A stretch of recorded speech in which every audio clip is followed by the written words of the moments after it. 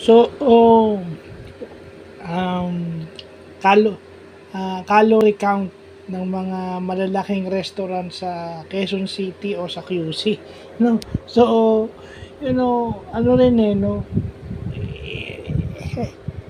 health aspect, mabuti din 'yun para nababawasan yung sakit sa Pilipinas, 'no. Pero 'yun na nga, sana, hindi, magpo-provide naman daw yung QC ng technical assistance kung papaano gawin yung calorie count dun sa mga itinitinda o sa binebenta nilang pagkain. At saka, in a way, mas marami silang matutulungan maging healthy. Baka halimbawa ako mapunta ako ng QC, di ba? Matutulungan nila ako maging healthy. Sample ko na lang yung sarili ko. No?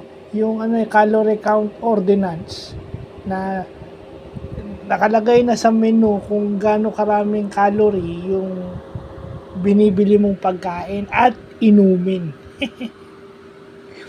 So, automatic yon pag soft drinks yun, ano ba, Mountain Dew or Pepsi or Coke, depende dun sa brand ng soft drinks. Halimbawa, naka-indicate na yung calorie count. So, syempre, pag nakakalimot ka, tendency na mas makalimot, di ba? Magko-control ka ngayon. Kasi mas bibigyan mo ng priority yung health. Yun ang importante sa ating mga tao. Yeah, yun na yun eh, yung paggagawa ka ng PES analysis, ayan. Paggagawa ka ng PESEL analysis, yan ang